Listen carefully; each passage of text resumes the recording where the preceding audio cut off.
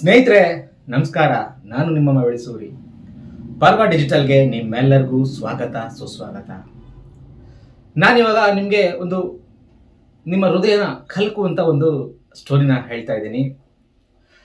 ಇದು ಮಗಳೊಬ್ಳು ತನ್ನ ತಂದೆ ಮತ್ತು ತನ್ನ ತಮ್ಮನಿಗೋಸ್ಕರ 35 ವರ್ಷಗಳಿಂದ ಅವ್ರನ್ನ ಹುಡುಕ್ತಿರುವಂತ ಕತೆ, ಅವ್ರಿಗೋಸ್ಕರ ಮಿಡಿಯುತ್ತಿರುವಂತ ಒಂದು ಅಪರೂಪದ ಹೃದಯ ಸ್ಪರ್ಶಿಯಾದಂತ ಒಂದು ಕತೆ. ಇದು ಮಂಡ್ಯದ ಗುತ್ತಲಿನಿಂದ ಪ್ರಾರಂಭವಾಗಿ ಯಶವಂತಪುರ, ಕನಕಪುರ, ಮೈಸೂರು ಈ 4 ಊರುಗಳಿಗೂ ಕನೆಕ್ಟಿಂಗ್ ಇರುವಂತ ಒಂದು ಸ್ಟೋರಿ ಇದು. ಬನ್ನಿ, ತನ್ನ ತಂದೆ ಮತ್ತು ಸಹೋದರನ ಕಳ್ಕೊಂಡಿರುವಂತ ಆ ಹೆಣ್ಮಗಳು ಏನ್ ಹೇಳ್ತಾರೆ ಅಂತ ಕೇಳಿಸ್ಕೊಳ್ಳಿ.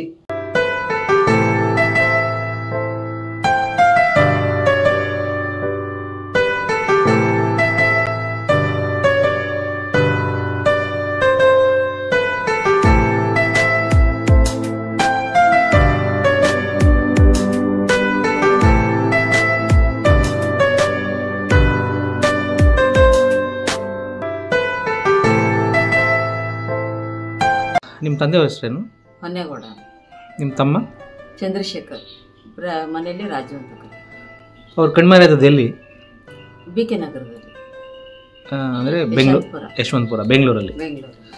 ನಿಮ್ಮ ತಂದೆ ಅವರು ವೃತ್ತಿ ಏನು ಮಾಡ್ತಾ ಇದ್ರು? Railway department. ರೈಲ್ವೆ ಡಿಪಾರ್ಟ್ಮೆಂಟಲ್ಲಿ ಅಂತಂದರೆ ಏನು ಕೆಲಸ ಮಾಡ್ತಾ ಇದ್ರು? ಡ್ರೈವರ್ ಕೆಲಸ, ಅಂದರೆ ಲೋಕೋ ಪೈಲಟ್ ಆಗಿದ್ರು. ನಿಮ್ಮ ತಂದೆಯವರು ಯಾವ ಊರವರು? ಭೀಮಗೊಂಡಳ್ಳಿ ಅವರು ಸರ್, ಕನಕಪುರದಿಂದ ಆಚೆ. ನಿಮ್ಮ ತಂದೆಯವರು ಕಣ್ಮರೆ ಆಗಲಿಕ್ಕೆ ಏನು ಕಾರಣ? ಅದು ನಮ್ಮ ತಾಯಿ, ನಮ್ಮ ದೊಡ್ಡಮ್ಮ ಅಂತ ಇದ್ರು, ಅವರು ಬಾಣ್ತನದಲ್ಲೇ ತಿರೋಗ್ಬಿಟ್ರು. ಅವ್ರ ತಂಗಿನೇ ಮದುವೆ ಮಾಡ್ಕೊಂಡು ಕರ್ಕೊಂಬಂದ್ರು. ಅಂದರೆ ನಿಮ್ಮ ತಾಯಿನ? ನಮ್ಮ ತಾಯಿನ. ಅವರು ರೈಲ್ವೆ ಕ್ವಾರ್ಟರ್ಸ್ ಅಲ್ಲಿ ಇದ್ದಾಗ, ನಾವೆಲ್ಲ 3ನೇ ಕ್ಲಾಸ್ ಓದ್ತಿದ್ದಾಗ ಯಾರ ಜೊತೆಲೋ ಹೋಗ್ಬಿಟ್ರು. ಅದು ಹುಡುಕಿ ಎಲ್ಲ ಇದ್ ಮಾಡಿದ್ರು, ಅವ್ರು ಸಿಕ್ಕಿಲ್ಲ. ನಮ್ಮ ತಂದೆ ಎಲ್ಲ ಪ್ರಯತ್ನ ಪಟ್ರು. ಆಮೇಲೆ ಇನ್ಯಾರನ್ನು ಇದ್ ಮಾಡ್ಕೊಂಡಿಲ್ಲ. ಒಂದು 4-5 ವರ್ಷ ಸುಮ್ಮನೆ ಇದ್ದು. ಆಮೇಲೆ ಈ ಅಮ್ಮನ್ನ ಕೂಟ್ಕೆ ತರ ಮಾಡಿ ಕರ್ಕೊಂಬಂದ್ರು ಸರ್. ತಾಯಿ ಅಂದ್ರೆ ನಿಮ್ಮ ತಂದೆಗೆ ಎಷ್ಟು ಹೆಂಡ್ತಿರು? 3 ಜನ ಸರ್ ಟೋಟಲ್. ಮೊದಲನೇ ಹೆಂಡತಿ ಹೆಸರೇನು? ಮಾದೇವಮ್ಮ. ಎರಡನೇ ಹೆಂಡತಿಯವರು ಲಕ್ಷ್ಮಿ ಅಂತ. ಅವ್ರು ನಿಮ್ಮ ತಾಯಿನಾ? ಅವ್ರು ನಮ್ಮ ತಾಯಿ ಸರ್. ಈಗ 3ನೇವ್ರು ಮದುವೆ ಆದ್ರಲ್ಲ, ಅವ್ರೆಲ್ಲಿ ಅವರು? ಅವ್ರು ಐನೂರುಗೊಳ್ಳಳ್ಳಿ ಅವರು ಸರ್. ಅಂದ್ರೆ ನಿಮ್ಮ ಕನಕಪುರ ಭಾಗದಲ್ಲಿ ಆ ಕಡೆಯವರನ್ನ? ಆ ಕಡೆನೇ ಸರ್, ಕನಕಪುರದಿಂದ. ನಿಮ್ಮ ತಾಯಿ ಮತ್ತೆ ನಿಮ್ಮ ದೊಡ್ಡಮ್ಮ ಇದಾರಲ್ಲ, ಅವ್ರು ಯಾವ್ರವರು? ಅವ್ರು ಮೈಸೂರವರು ಸರ್. ಸ್ವಂತ ತಮ್ಮನಿಗೆನೆ ಅಕ್ಕನ ಮಕ್ಕಳು ಕೊಟ್ಟಿದ್ದು. ಓ, ನಿಮ್ಮ ತಂದೆ ನೀವೆಲ್ಲ ಒಂದೇ ಬಳಗನ? ಒಂದೇ ಬಳಗ ಸರ್. ನಿಮ್ಮ ತಂದೆ ಕಣ್ಮರೆ ಆಗಿದ್ದು ಎಷ್ಟನೇ ಇಸ್ವಿಲಿ? 91ರಲ್ಲಿ ಸರ್. ಅವ್ರ ಇವಾಗ ಡ್ಯೂಟಿಲಿ ಇದ್ರ, ರಿಟೈರ್ಡ್ ಆಗಿತ್ತ? ರಿಟೈರ್ಡ್ ಆಗಿತ್ತು. ಎಷ್ಟು ವರ್ಷ ಆಗಿತ್ತು ರಿಟೈರ್ಡ್ ಆಗಿ? ರಿಟೈರ್ಡ್ ಆಗಿ ಒಂದು 6 ತಿಂಗಳೇನೋ ಆಗಿತ್ತು. ಹೌದಾ? ಈಗ 35 ವರ್ಷಗಳಿಂದ ನಿಮ್ಮ ತಂದೆ ತಮ್ಮ ಏನಾದ್ರು ಅಂತ ನಿಮಗೆ ಗೊತ್ತಿಲ್ವಾ? ಗೊತ್ತಿಲ್ಲ. ಸರಿ, ಇವಾಗ ನಿಮ್ಮ ತಂದೆಯವರು ತೀರೋಗಿದ್ದಾರೆ ಅಂತನೂ ಒಂದು ಮಾಹಿತಿ ಇದೆ, ಅದ್ರ ಬಗ್ಗೆ ಏನು ಹೇಳ್ತೀರಾ? ಈಗ ನಿಮ್ಮ ತಂದೆನ ದಫನ್ ಮಾಡೋದು ಯಾರು ನೋಡಿಲ್ವಾ? ಯಾರಿಗೂ ಗೊತ್ತಿಲ್ಲ ಸರ್. ಈಗ ನಿಮ್ಮ ಚಿಕ್ಕಮ್ಮ ಇದಾರಲ್ಲ, ಯಾರವ್ರ ಹೆಸರೇನು? ತಾಯಮ್ಮ. ಅವ್ರ ಬಂಧು ಬಳಗದವರು ಕೂಡ ಅವ್ರ ದಫನ್ ನೋಡಿಲ್ವಾ? ಅವ್ರಿಗೂ ಗೊತ್ತಿಲ್ಲ. ಈಗ ನಿಮ್ಮ ತಂದೆ ಬಳಗದವರು ನೋಡಿಲ್ಲ? ಇಲ್ಲ ಸರ್. ಹೋಗ್ಲಿ, ಅವ್ರನ್ನ ಸತ್ತೋಗಿರೋದಕ್ಕೆ ಡೆತ್ ಸರ್ಟಿಫಿಕೇಟ್ ಮಾಡಿಸಿದಾರ? ಅವ್ರು ಮಾಡಿಸ್ಕೊಂಡಿದ್ದಾರೆ ಸರ್. ಹೌದು. ಎಲ್ಲಿ ತೀರೋಗಿದ್ದಾರೆ ಅಂತ ಮಾಡಿಸಿದ್ದಾರೆ? ಯಾಚನಹಳ್ಳಿಲಿ.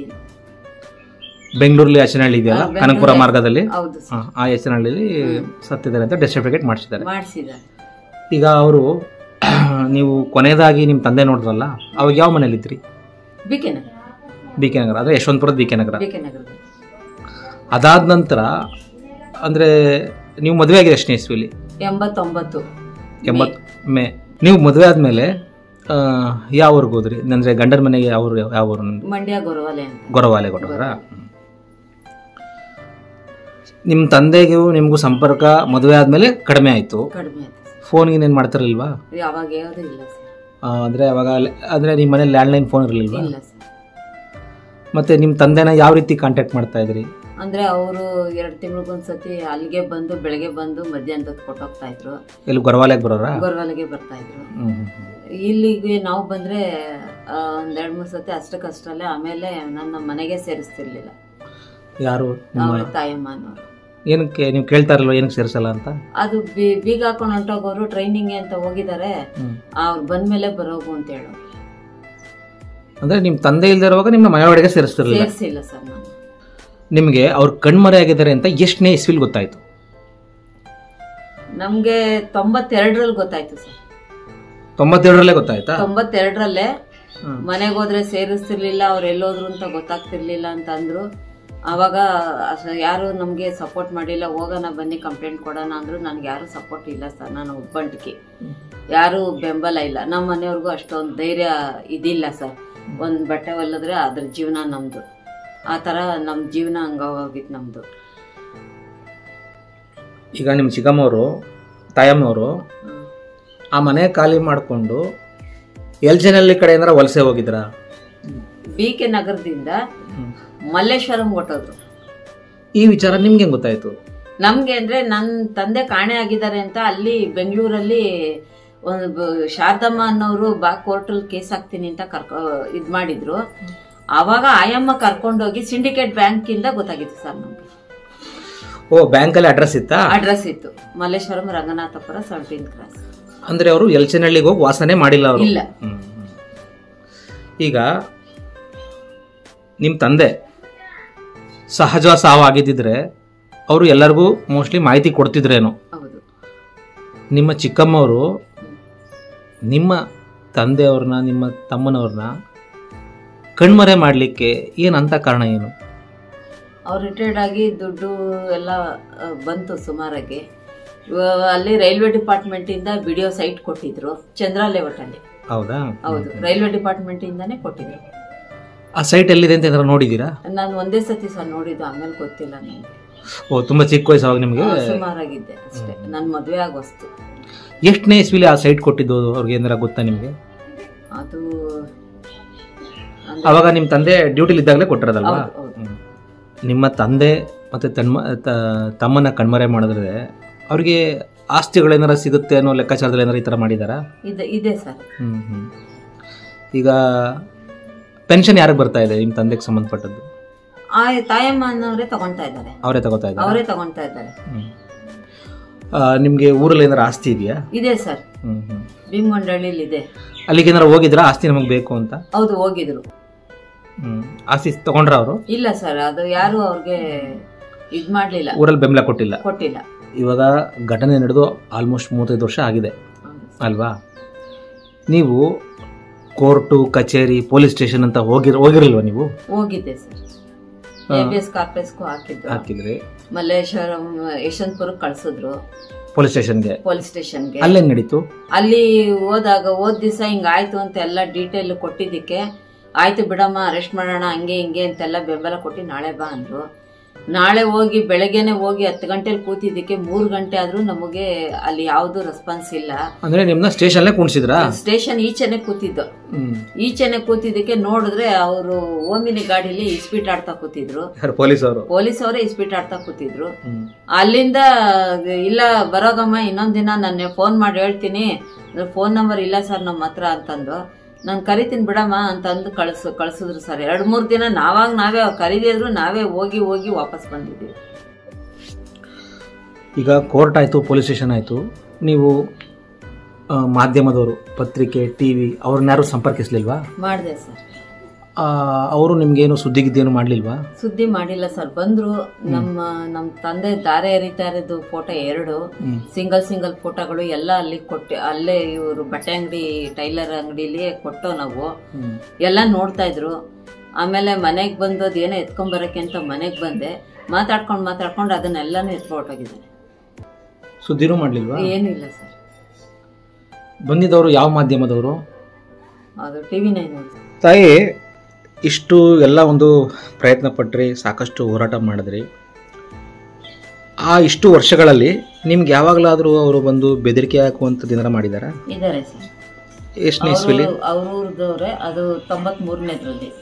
ಏನಂತ ಬಂದು ಹೇಳಿದ್ರು? ಬಂದು ಯಾಕಮ್ಮ ಬೇಕು ನಿನ್ಗೆ, ಓದೋರು ಹೋದ್ರು, ಈಗ ಹೆಂಗೋ ಮಕ್ಕಳ ತಾಯಿ ಆಗಿರು, ಯಾಕೆ ಬೇಕು ನಿನ್ಗೆ ಇದೆಲ್ಲಾನು? ನಿಮ್ಗೆ ಎಷ್ಟು ಜನ ಮಕ್ಕಳಿದ್ರು? ನನ್ಗೆ ಅವಾಗ 2 ಸರ್. ತುಂಬ ಚಿಕ್ಕವರಾ? ಚಿಕ್ಕ ಮಕ್ಕಳು ಸರ್. ಅವಾಗ ಎಲ್ಲಿ ಬೆಂಗಳೂರಲ್ಲಿ ಎಲ್ಲಿದ್ರಿ ನೀವು? ಬೆಂಗಳೂರು ದೇವ್ರ ಚಿಕ್ಕನಹಳ್ಳಿಲಿ. ಮನೆಗೆ ಯಾರು ಬಂದಿದ್ರು? ಮನೆಗೆ ಕುದೂಸ್ ಅಂತ ತಾಯಿ ಮುದ್ದಿ, ಅವ್ರ ಅಣ್ಣ ಮತ್ತೆ ಇನ್ನಿಬ್ರು, ಅವ್ರ ಐನೂರುಗೊಳ್ಳಳ್ಳಿಯವ್ರನ್ನೇ ಕರ್ಕೊಂಡ್ ಬಂದಿದ್ಲು.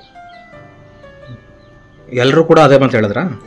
ಎಲ್ಲರೂ ಒಂದೇ ಇದ್ರಲ್ಲೇ ಹೇಳಿದ್ರು ಸರ್, ಈ ವಿಚಾರ ಇಲ್ಲೇ ಬಿಟ್ಬಿಡಿ ಅಂತ. ಹೌದು, ಮುಂದಕ್ಕೆ ನಿನ್ಗೆ ಒಳ್ಳೇದಾಗಲ್ಲಮ್ಮ, ಬಿಟ್ಬಿಡು, ಇರ್ಬೇಕು ಜೀವಂತಾಗಿ ಇರ್ಬೇಕು ಅಂತಂದ್ರೆ ಕೈ ಬಿಟ್ಬಿಡು, ನೀನೇನ್ ಮಡಗಿದ್ಯಾ ಇದ್ ಮಾಡಕ್ಕೆ, ಎಲ್ಲ ನಿಮ್ಮ ಅಪ್ಪನ ದುಡ್ಡೇ, ನಮಗ್ ಗೊತ್ತು ಮಾಡ್ಸೋದು ಅಂತಾನು ಹೇಳಿದ್ರು ಸರ್.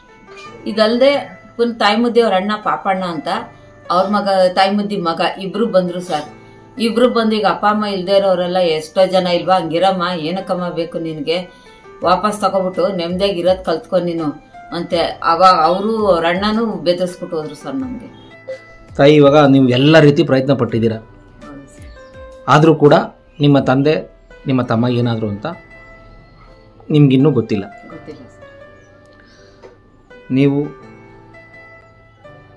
ಸರ್ಕಾರಕ್ಕೆ ಏನಾದರೂ ಮನವಿ ಮಾಡ್ಕೊಳ್ಳೋಕೆ ಇಷ್ಟಪಡ್ತೀರಾ? ಹೌದು ಸರ್, ದಯವಿಟ್ಟು ಹೇಳ್ತೀನಿ, ಸರ್ಕಾರದವರೇ ಆಗಲಿ, ರೈಲ್ವೆ ಡಿಪಾರ್ಟ್ಮೆಂಟ್ ಇಲಾಖೆದವರೇ ಆಗಲಿ, ಪೊಲೀಸ್ನವರೇ ಆಗಲಿ, ಮಲ್ಲೇಶ್ವರಂ ಯಶವಂತಪುರದಲ್ಲೆಲ್ಲ ಒಡ್ಡಾಡಿ ಸಾಕಾಗ್ಬಿಟ್ಟಿದ್ದೀನಿ.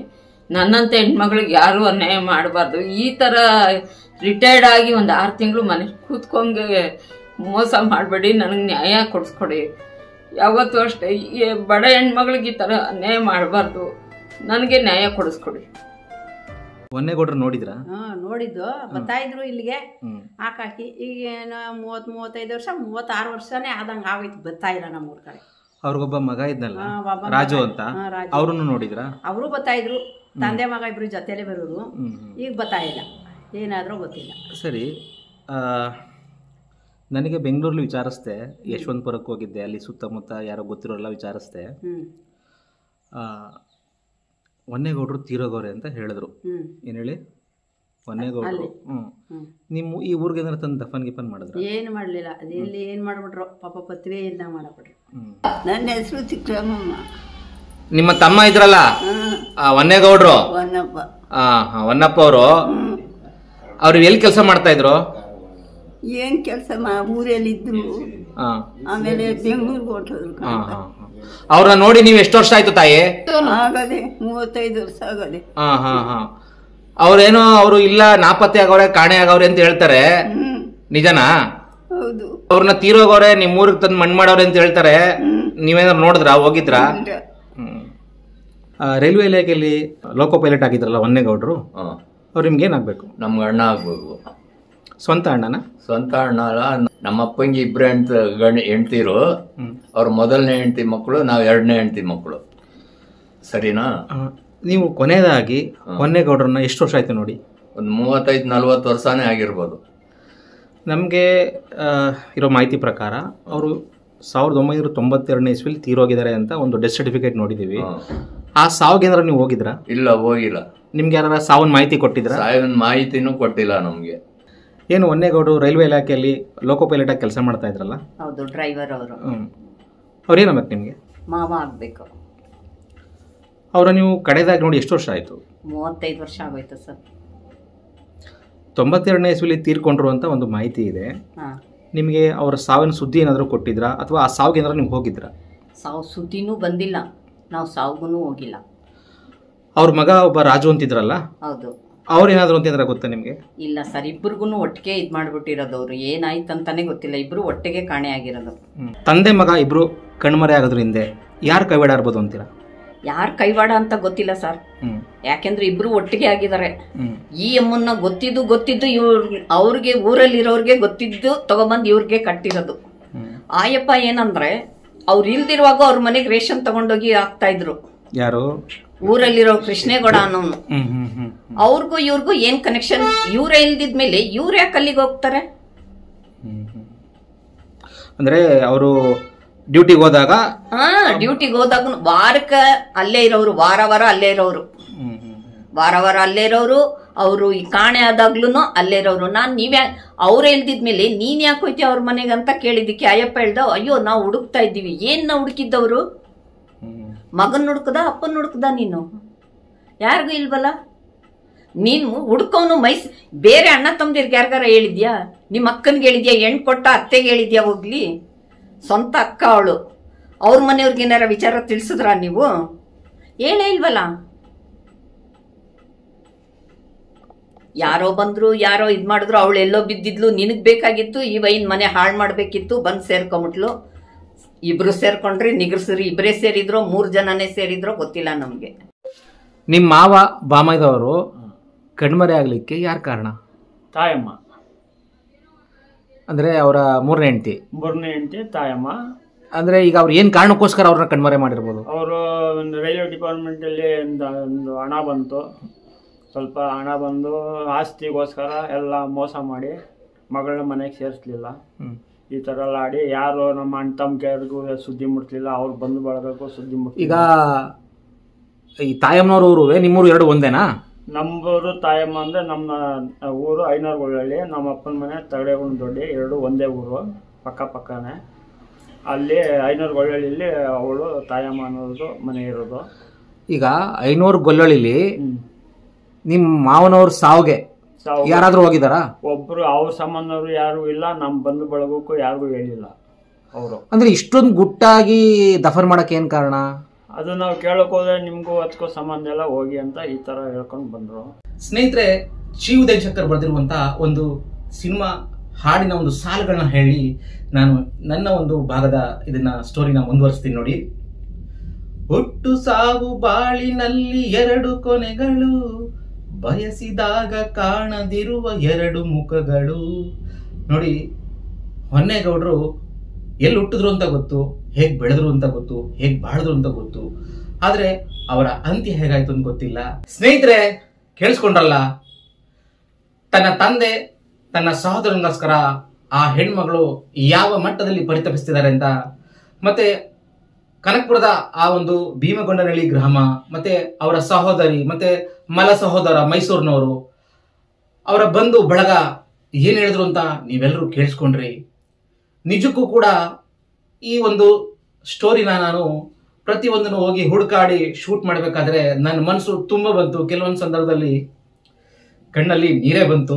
ಒಂದಷ್ಟು ಸಮಯ ನಾವಿವಾಗ ನಮ್ಮ ಹೃದಯನ ಪಕ್ಕಕ್ಕಿಟ್ಟು ಬುದ್ಧಿಶಕ್ತಿಯಿಂದ ಆಲೋಚನೆ ಮಾಡೋಣ. ನೋಡಿ, 1991 ಮತ್ತು 92 ನಡುವೆ ಕಣ್ಮರೆಯಾದಂತ ಶ್ರೀಯುತ ಹೊನ್ನೇಗೌಡ ಮತ್ತು ಅವರ ಪುತ್ರ ಚಂದ್ರಶೇಖರ್ ಅಲಿಯಾಸ್ ರಾಜ್, ಇವರಿಬ್ಬರನ್ನು ಭೂಮಿ ನುಗ್ತಾ ಅಥವಾ ಆಕಾಶ ಆರಿಸ್ಕೊಂಡೋಯ್ತಾ? ಇದು ಒಂದು ಯಕ್ಷ ಪ್ರಶ್ನೆ ಉಳ್ಕೊಂಡಿದೆ. 1992ನೇ ಇಸ್ವಿ ಯಲಚೇನಹಳ್ಳಿಯಲ್ಲಿ ಮಾಡಿಸಿರುವಂತ ಒಂದು ಮರಣ ಪ್ರಮಾಣ ಪತ್ರದಿಂದನೇ ನಾನು ಒಂದಷ್ಟು ತಾರ್ಕಿಕ ಅಂಶಗಳನ್ನ ನಿಮ್ಗೆ ತಿಳಿಯಪಡಿಸ್ತೀನಿ ನೋಡಿ. ಹೊನ್ನೇಗೌಡರು ಮತ್ತು ಅವ್ರ ಕುಟುಂಬ ವಾಸ ಮಾಡ್ತಾ ಇದ್ದು ಬೆಂಗಳೂರಿನ ಉತ್ತರ ದಿಕ್ಕಿನಲ್ಲಿರುವಂತ ಯಶವಂತಪುರದ BK ನಗರದಲ್ಲಿ. ಆದ್ರೆ ಇವರು ಡೆತ್ ಸರ್ಟಿಫಿಕೇಟ್ ಮಾಡಿಸಿರೋದು ಬೆಂಗಳೂರಿನ ದಕ್ಷಿಣ ಭಾಗದಲ್ಲಿರುವಂತ ಯಲಚೇನಹಳ್ಳಿ, ಕನಕಪುರದ ರಸ್ತೆಯಲ್ಲಿರುವಂತ ಯಲಚೇನಹಳ್ಳಿ ಮಾಡಿಸಿದ್ದಾರೆ ನೋಡಿ. ಯಶವಂತಪುರಕ್ಕೂ ಮತ್ತೆ ಯಲಚೇನಹಳ್ಳಿಗೂ ಸುಮಾರು 18 ಕಿಲೋಮೀಟರ್ಗಳ ಡಿಸ್ಟೆನ್ಸ್ ಇದೆ.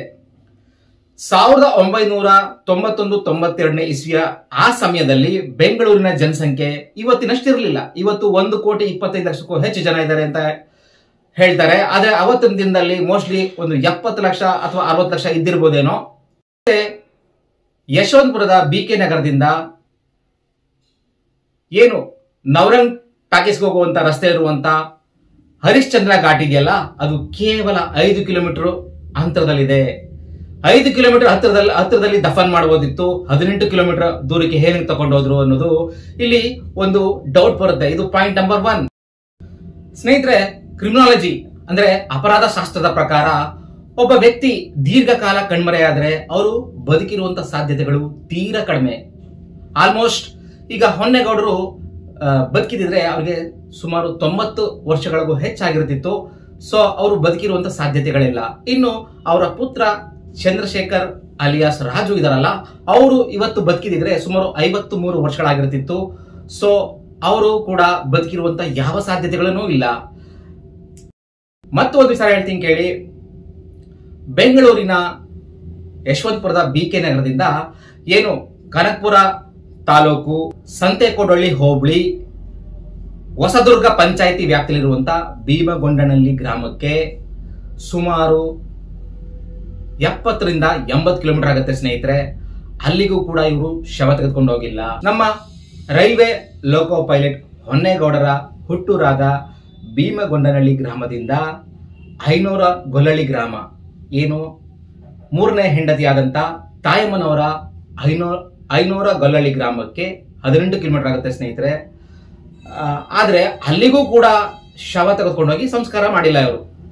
ಸೊ ಇದು ಸಾಕಷ್ಟು ಅನುಮಾನಗಳನ್ನ ಹುಟ್ಟಾಕುತ್ತೆ. ನೋಡಿ, ಹೊನ್ನೇಗೌಡರ ಒಂದು ಸಾವನ್ನ ಯಾರೊಬ್ಬರಿಗೂ ತಿಳಿಸ್ತಾನೆ ಮರೆಮಾಚಿರೋದ್ರ ಹಿಂದೆ ಏನು ಸತ್ಯ ಅಂತಂದ್ರೆ ಅವರ ಸಾವಿನ ರಹಸ್ಯ ಗೊತ್ತಾಗಬಾರ್ದು ಅಂತ ಬಹಳ ಮುನ್ನೆಚ್ಚರಿಕೆ ತಗೊಂಡಿದ್ದಾರೆ ಸ್ನೇಹಿತರೆ. ಇದು ಪಾಯಿಂಟ್ ನಂಬರ್ 2. ಸುದೀರ್ಘ 35 ವರ್ಷಗಳಿಂದ ಈ ಪ್ರಕರಣ ಬೆಳಕಿಗೆ ಬರದೇ ಇರೋಕ್ಕೆ ಮುಖ್ಯ ಕಾರಣ ಏನು ಅಂತಂದ್ರೆ ಹೇಮಲತಾ ಅವರ ಕುಟುಂಬ, ಅಂದ್ರೆ ಅವ್ರ ತಂದೆ ಕಣ್ಮರೆದಂತ ದಿನಗಳಲ್ಲಿ ಅವ್ರಿಗೆ ಪ್ರಾಪಂಚಿಕವಾದಂತ ಕೆಲವೊಂದು ಜ್ಞಾನಗಳಿರಲಿಲ್ಲ. ಆ ಒಂದು ಕಾರಣಕ್ಕೋಸ್ಕರ ಅದು ಬೆಳಕಿಗೆ ಬರಲಿಲ್ಲ. ಆದ್ರೆ ಅವರಿಗೆ ಒಂದು ಸ್ವಲ್ಪ ತಿಳುವಳಿಕೆ ಬಂದ ಮೇಲೆ ಸಾಕಷ್ಟು ರೀತಿಲಿ ಒಂದು ಹೆಬಿಯಸ್ ಕಾರ್ಪಸ್ ಹಾಕೋದಿರ್ಬೋದು, ಒಂದು ಟಿವಿ ನೈನವ್ರನ್ನ ಸಂಪರ್ಕಿಸೋದಿರ್ಬೋದು, ಪ್ರತಿಯೊಂದು ಪ್ರಯತ್ನ ಪಟ್ಟಿದ್ದಾರೆ. ಆದ್ರೆ ಯಾರೊಬ್ರು ಕೂಡ ಅವ್ರ ಜೊತೆ ಅವರ ಬೆನ್ನಿಗೆ ಯಾರೂ ನಿಂತಿಲ್ಲ. ಇದು ನಮ್ಮ ಸಮಾಜ ಹೇಗಿದೆ, ಇವತ್ತು ನಮ್ಮ ರಾಜ್ಯದ ಜನಗಳ ಮನಸ್ಥಿತಿ ಏನಿದೆ ಅನ್ನೋದಕ್ಕೆ ಒಂದು ಸ್ಪಷ್ಟವಾದಂತ ನಿದರ್ಶನ ಇದು ಸ್ನೇಹಿತರೆ. ಇನ್ನೊಂದು ಅಪರಾಧ ಶಾಸ್ತ್ರದ ವಿಚಾರನ ಹೇಳ್ತೀನಿ ನೋಡಿ. ಅಂದ್ರೆ ಪೊಲೀಸರ ಒಂದು ತನಿಖಾ ವಿಧಾನ, ಯಾವುದೇ ಒಂದು ಮನೆಯಲ್ಲಿ ಗಂಡ ನಾಪತ್ತೆ ಆದ್ರೆ ಹೆಂಡತಿನ ಅನುಮಾನ ಪಡ್ತಾರೆ, ಹೆಂಡತಿ ನಾಪತ್ತೆ ಆದ್ರೆ ಗಂಡನ ಅನುಮಾನ ಪಡ್ತಾರೆ. ಆದ್ರೆ ಈ ಒಂದು ಪ್ರಕರಣದಲ್ಲಿ ಸಾಕಷ್ಟು ಪೊಲೀಸರು, ನ್ಯಾಯಾಲಯ ಮತ್ತೆ ವಕೀಲರು ಎಲ್ಲರೂ ಸಂಪರ್ಕಿಸಿದ್ದಾರೆ ಇವರು. ಆದ್ರೆ ಯಾರೊಬ್ರು ಕೂಡ ಇವರಿಗೆ ಮನಸ್ಫೂರ್ತಿಯಾಗಿ ನೆರವಾಗಿಲ್ಲ. ಅದಕ್ಕೆ ಈ ಒಂದು 35 ವರ್ಷಗಳ ನಂತರ ನಮ್ಮ ಒಂದು ಪರ್ವ ಡಿಜಿಟಲ್ ನಲ್ಲಿ ಇದು ಬಿತ್ತರಗೊಳ್ತಿದೆ. ಮತ್ತೊಂದು ವಿಚಾರ ಹೇಳ್ತೀನಿ ನೋಡಿ. ಒಂದು ಕೊಲೆ ಮಾಡೋದು ಸುಲಭ, ಅದರಲ್ಲೂ ಇಬ್ಬರು ವ್ಯಕ್ತಿಗಳನ್ನ ನಾಪತ್ತೆ ಮಾಡೋದಿದೆಯಲ್ಲ, ಅದು ಬಹಳ ಬಹಳ ಕಷ್ಟ ನೋಡಿ. ಯಾವುದೇ ಅಪರಾಧ, ನಾನು ಆಕ್ಚುಲಿ ಹೊನ್ನೇಗೌಡರು ಮತ್ತೆ ಅವರ ಮಗ ಚಂದ್ರಶೇಖರ್ ಇದಾರಲ್ಲ, ಅವರು ಕೊಲೆಯಾಗಿದ್ದಾರೆ ಅಂತ ಹೇಳ್ತಾ ಇಲ್ಲ. ಏನಕ್ಕೆ ಅಂದ್ರೆ ನಮ್ಮ ಹತ್ರ ಯಾವುದೇ ಸ್ಪಷ್ಟವಾದಂತ ಎವಿಡೆನ್ಸ್ ಇಲ್ಲ. ನಮ್ಮಲ್ಲಿರೋದು ಕೇವಲ ತರ್ಕಗಳಷ್ಟೇ. ಆದ್ರೆ ಕೆಲವೊಂದು ತರ್ಕಗಳನ್ನ ನಿಜಕ್ಕೂ ಕನ್ಸಿಡರ್ ಮಾಡಬಹುದು ನೋಡಿ. ಇತ್ತೀಚೆಗೆ ಏನು ಒಂದು ದರ್ಶನ್ ಅವರು ರೇಣುಕಾ ಸ್ವಾಮಿ ಅನ್ನೋ ವ್ಯಕ್ತಿನ ಕೊಲೆ ಮಾಡಿದ್ರು, ಮತ್ತೆ ಆ ಬಾಡಿನ ಡಿಸ್ಪೋಸ್ ಮಾಡುವಂತ ಪ್ರಯತ್ನದಲ್ಲಿ ತಗಲಾಕೊಂಡ್ರು ಅನ್ನೋ ಒಂದು ಸುದ್ದಿಗಳನ್ನ ನೀವು ಮಾಧ್ಯಮದಲ್ಲಿ ನೋಡೇ ಇರ್ತೀರಾ ಸ್ನೇಹಿತರೆ. ನೋಡಿ, ಒಂದು ಕೊಲೆ ಮಾಡೋದು ಬಹಳ ಸುಲಭ, ಆದ್ರೆ ಆ ಶವನ ಯಾರ ಕಣ್ಗೂ ಕಾಣದಂತೆ ಮಾಡೋದು ಸವಾಲಿನ ಕೆಲಸ ನೋಡಿ. ಬೆಂಗಳೂರಿನ ಒಂದು ರಾಜಧಾನಿ, ಅದು ಯಶವಂತಪುರದ ಒಂದು ಕಿಕ್ಕಿರದ ಜನಸಂದಣಿ ಇರುವಂತ ಒಂದು ಪ್ರದೇಶದಲ್ಲಿ ಇಬ್ರು ವ್ಯಕ್ತಿಗಳು ತಟ್ಟಂತೆ ಕಣ್ಮರೆ ಆಗ್ಬಿಡ್ತಾರೆ ಅಂತಂದ್ರೆ ಅದನ್ನ ಯಾರು ನಂಬಲಿಕ್ಕೆ ಸಾಧ್ಯನೇ ಇಲ್ಲ. ಖಂಡಿತವಾಗಿ ಏನೋ ನಡೆದಿದೆ, ಅದು ಪೊಲೀಸ್ ತನಿಖೆಯಿಂದ ಹೊರಬರಬೇಕು ನೋಡಿ. ಒಬ್ಬ ವ್ಯಕ್ತಿ ಅಂದ್ರೆ ಇಬ್ರು ವ್ಯಕ್ತಿಗಳು ಕೊಲೆ ಮಾಡಿ ಅವ್ರನ್ನ ಯಾರಿಗೂ ಗೊತ್ತಾಗದ ರೀತಿಯಲ್ಲಿ ಸಾಕ್ಸಿದೆಯಲ್ಲ, ಅದಕ್ಕೆ ಒಂದು ಟೀಮ್ ವರ್ಕ್ ಬೇಕು. ಒಬ್ಬ ವ್ಯಕ್ತಿಯಿಂದ, ಒಬ್ಬ ಹೆಣ್ಮಗಳಿಂದ ಇದು ಯಾವುದು ಸಾಧ್ಯನೇ ಇಲ್ಲ. 4-5 ಜನ ಸೇರ್ಕೊಂಡು ಮಾತ್ರ ಒಂದು ಶವನ ಎಲ್ಲಾರು ಹೂತಾಕ್ಬೋದು ಅಥವಾ ತೆಗೆದುಕೊಂಡೋಗಿ ಯಾವ್ದಾರ ಒಂದು ದೂರದ ಜಿಲ್ಲೆನೋ ಅಥವಾ ದೂರದ ರಾಜ್ಯಕ್ಕೆ ಅದನ್ನ ಡಿಸ್ಪೋಸ್ ಮಾಡ್ಬೋದು ಸ್ನೇಹಿತರೆ. ಈ ಒಂದು ಹೊನ್ನೇಗೌಡರು ಮತ್ತು ಚಂದ್ರಶೇಖರ್ ವಿಚಾರದಲ್ಲೂ ಅದೇ ಆಗಿರ್ಬೋದಾ ಅಂತ ಒಂದಷ್ಟು ಅನುಮಾನಗಳಿವೆ ನಮ್ಗೆ. ದೇಶದ ಗಡಿ ಕಾಯುವಂತ ನಮ್ಮ ಸೈನಿಕರು ಜಮ್ಮು ಕಾಶ್ಮೀರದ ವಲಯದಲ್ಲಿ ಅವರು ಹುತಾತ್ಮರಾದಂತ ಸಮಯದಲ್ಲಿ ನೀವು ನೋಡೇ ಇರ್ತೀರಾ. ಅವರ ಪಾರ್ಥಿವ ಶರೀರಗಳನ್ನ ತೆಗೆದುಕೊಂಡು ಬಂದು ಅವರ ಹುಟ್ಟೂರುಗಳಲ್ಲಿ ಅಂತ್ಯ ಸಂಸ್ಕಾರ ಮಾಡ್ತಾರೆ ಸ್ನೇಹಿತರೆ. ಆದ್ರೆ ಈ ವಿಚಾರದಲ್ಲಿ ಏನು ಹೊನ್ನೇಗೌಡರ 3ನೇ ಪತ್ನಿಯಾದಂತ ತಾಯಮ್ಮ ಈ ಯಾವ ಒಂದು ಕೆಲಸನೂ ಮಾಡಿಲ್ಲ. ಇದು 3ನೇ ಒಂದು ಡೌಟ್ ಬರ್ಲಿಕ್ಕೆ ಇರುವಂತ ಒಂದು ಅಂಶ. ಇದು ಯಾವುದೇ ಒಂದು ವರದಿನ ಯಾವುದೋ ಒಂದು ರೂಮಲ್ಲಿ ಕುಳಿತು ಯಾರೋ ಮಾಹಿತಿ ಕೊಟ್ಟದನ್ನ ಕೇಳಿ ಸುದ್ದಿ ಮಾಡೋನಲ್ಲ. ಆ ಸ್ಥಳಕ್ಕೆ ಹೋಗಿ ಅಲ್ಲಿ ಏನಾಗಿರ್ಬೋದು ಅಂತ ಅದನ್ನ ಒಂದು ಅನುಭವಿಸಿ ಸುದ್ದಿ ಮಾಡುವಂತ ನಾನು ಏನು ಯಶವಂತಪುರದ BK ನಗರದ 3ನೇ ಕ್ರಾಸಿನ ಆ ಮನೆ ಇದೆಯಲ್ಲ, ಆ ಮನೆ ನೋಡಿದಾಗ ನಿಜಕ್ಕೂ ನನಗೆ ಎದೆ ಜಲ್ ಅಂತು ಸ್ನೇಹಿತರೆ. ಯಾಕೆಂದ್ರೆ ಏನು ಭೀಮಗೊಂಡನಹಳ್ಳಿ ಆ ಭಾಗಗಳಲ್ಲಿ ಒಂದು ಸುದ್ದಿ ಎಲ್ಲರ ಬಾಯಲ್ಲೂ ನಾನು ಕೇಳಿದೆ. ಅದು ಆಫ್ ದಿ ರೆಕಾರ್ಡ್. ಅದು ಹೊನ್ನೇಗೌಡರನ್ನ ಮತ್ತು ಅವರ ಪುತ್ರ ಚಂದ್ರಶೇಖರ್ನ ಆ ಮನೆ ಒಳಗಡೆನೆ ಹೂತಾಕ್ಬಿಟ್ಟಿದ್ದಾರೆ ಅನ್ನೋ ರೀತಿಲಿ ಒಂದಷ್ಟು ಜನಗಳ ಬಾಯಲ್ಲಿ ನಾನು ಕೇಳಿದೆ. ಅದು ನಿಜನಾ ಸುಳ್ಳ ಅಂತ ನನಗೂ ಗೊತ್ತಿಲ್ಲ. ಆದ್ರೆ ಆ BK ನಗರದ ಒಂದು ಸ್ಟೇರ್ ಕೇಸ್ ಕೆಳಗಡೆ ಇರುವಂತ ಆ ಮನೆನ ನಾನು ಸೂಕ್ಷ್ಮವಾಗಿ ಅಬ್ಸರ್ವ್ ಮಾಡಿದೆ. ಆ ಮನೆ ಒಳಗಡೆ ಯಾವುದೇ ರೀತಿಯ ಒಂದು ಸಣ್ಣ ಪುಟ್ಟ ಶಬ್ದಗಳು ಹೊರಗಡೆಗೆ ಕೇಳಿಸಲ್ಲ. ಮೊದಲೇ ಬೆಂಗಳೂರು ಜನಗಳಿಗೆ ಅಕ್ಕಪಕ್ಕದ ಜನಗಳ ಜೊತೆ ಮಾತನಾಡುವಂತ ಒಂದು ಪ್ರೀತಿ ವಿಶ್ವಾಸ ಸತ್ತೋಗಿ 4-5 ದಶಕಗಳೇ ಆಗೋಗಿವೆ. ಆ ಕಾರಣಕ್ಕೋಸ್ಕರ ಹೇಳ್ತೀನಿ, ನನಗೆ ಒಂದು ಅನುಮಾನ ಇದೆ. ಈ ಒಂದು ಪ್ರಕರಣ ಏನಾರ ಹೊರಬರಬೇಕು ಅಂತಂದ್ರೆ ಆ ಒಂದು ಬಾಡಿಗೆ ಮನೆ BK ನಗರದ 3ನೇ ಕ್ರಾಸ್ನಲ್ಲಿರುವಂತ ಒಂದು ಆ ಹಳೆ ಮನೆನ ಉತ್ಖನನ ಮಾಡಿದ್ರೆ ಏನಾದ್ರೂ ಒಂದು ಕ್ಲೂ ಸಿಗ್ಬೋದು ಅಂತ ನನ್ನ ಒಂದು ಸ್ಟ್ರಾಂಗ್ ಫೀಲಿಂಗ್ ಇದೆ. ಸ್ನೇಹಿತರೆ, ಯಾವುದೇ ಒಂದು ಪ್ರಕರಣನ ಪತ್ತೆ ಹಚ್ಚಬೇಕಾದ್ರೆ ಪೊಲೀಸ್ನವರು ಸಾಂದರ್ಭಿಕ ಸಾಕ್ಷಿಗಳನ್ನ ಕಲೆ ಹಾಕ್ತಾರೆ. ಇಲ್ಲೂ ಕೂಡ ಒಂದಷ್ಟು ಸಾಂದರ್ಭಿಕ ಸಾಕ್ಷಿಗಳು ತನಿಖೆಗೆ ಒಳಪಡಿಸಿದ್ರೆ ಖಂಡಿತ ಸಿಕ್ಕೇ ಸಿಗುತ್ತೆ. ಅದು ಯಾವುದು ಅಂತಂದ್ರೆ, ಏನು ಭಾರತೀಯ ರೈಲ್ವೆಯಲ್ಲಿ ಕರ್ತವ್ಯ ಸಲ್ಲಿಸಿದಂತ ಸಮಯದಲ್ಲಿ ಹೊನ್ನೇಗೌಡರಿಗೆ ಬೆಂಗಳೂರಿನ ವಿಜಯನಗರದ ಪಕ್ಕದಲ್ಲಿರುವಂತಹ ಚಂದ್ರ ಲೇಔಟ್ ಅಲ್ಲಿ ಒಂದು BDA ಸೈಟ್ ನ ರೈಲ್ವೆ ಇಲಾಖೆಯಿಂದ ಕೊಟ್ಟಿರ್ತಾರೆ. ಸ್ನೇಹಿತರೆ, ಆ ಸೈಟ್ ಏನಾಯ್ತು, ಪ್ರೆಸೆಂಟ್ ಯಾರ ಹೆಸರಲ್ಲಿದೆ, ಅದನ್ನ ಮಾರಾಟ ಮಾಡಬೇಕಾದ್ರೆ ಯಾವ್ಯಾವ ದಾಖಲಾತಿಗಳನ್ನ ಕೊಟ್ಟಿದ್ದಾರೆ, ಮತ್ತೆ ಆ ದಾಖಲಾತಿಗಳಲ್ಲಿ ಏನಾದ್ರು ತಿರ್ಚಿದ್ರೆ ಅಲ್ಲಿ ನಿಮಗೆ ಈ ಪ್ರಕರಣದ ಒಂದು ಮೋಟಿವ್ ಸಿಗುತ್ತೆ. ಅಂದ್ರೆ ನೋಡಿ, ಯಾವುದೇ ಒಂದು ಪ್ರಕರಣನ ಪೊಲೀಸರು ಪತ್ತೆ ಹಚ್ಚಬೇಕಾದ್ರೆ ಒಂದು ಕೃತ್ಯ ನಡೆದಾಗ ಅದರಿಂದ ಯಾರಿಗೆ ಲಾಭ ಆಗುತ್ತೆ, ಯಾರಿಗೆ ಫೇವರ್ ಆಗತ್ತೆ ಅನ್ನೋ ವಿಧಾನದಲ್ಲಿ ಒಂದು ತನಿಖೆ ಮಾಡಿ ಆ ಪ್ರಕರಣ ಪತ್ತೆ ಹಚ್ತಾರೆ. ಇಲ್ಲೂ ಅಷ್ಟೇ, ನಾವು ಕೂಡ ಈ ಸುದ್ದಿ ಮಾಡಿ ಸುಮ್ಮನೆ ಕೂರಲ್ಲ. ಚಂದ್ರಾಲೇಔಟಲ್ಲಿರುವಂತ ಒಂದು BDA ಸೈಟ್, ಹೊನ್ನೇಗೌಡರಿಗೆ ಕೊಟ್ಟಿದ್ದಂತ BDA ಸೈಟ್, ಅದು ಏನಾಯ್ತು, ಈಗ ಪ್ರೆಸೆಂಟ್ ಯಾರ ಹೆಸರಲ್ಲಿದೆ, ಅದೆಲ್ಲವನ್ನು ಹುಡುಕ್ತೀವಿ. ಈ ಒಂದು ಪ್ರಕರಣ ಇದು ಮುಕ್ತಾಯ ಅಲ್ಲ, ಇವತ್ತಿಂದ ಆರಂಭ. ಎಲ್ಲ ವಿಚಾರಗಳನ್ನು ಕೇರಿಕಿ ತೆಗೆದು ಏನು ಹೊನ್ನೇಗೌಡರ ಮತ್ತು ಅವರ ಪುತ್ರನ ಸಾವು ಅಥವಾ ಕಣ್ಮರೆ, ಅದಕ್ಕೆ ಯಾರು ಕಾರಣ ಅಂತ ಪತ್ತೆ ಹಚ್ಚಿ ಬೆಳಗ್ಗೆ ತಂದೆ ತರ್ತೀವಿ. ಧನ್ಯವಾದ ಸ್ನೇಹಿತರೆ. ಈ ಸ್ಟೋರಿ ನಿಮಗೆ ಇಷ್ಟವಾಗಿದ್ರೆ ಲೈಕ್ ಮಾಡಿ, ನಮ್ಮ ಯೂಟ್ಯೂಬ್ ಚಾನೆಲ್ನ ಸಬ್ಸ್ಕ್ರೈಬ್ ಮಾಡ್ಕೊಳ್ಳಿ, ಮತ್ತೆ ಹೆಚ್ಚು ಜನಕ್ಕೆ ಶೇರ್ ಮಾಡಿ, ಲೈಕ್ ಮಾಡಿ.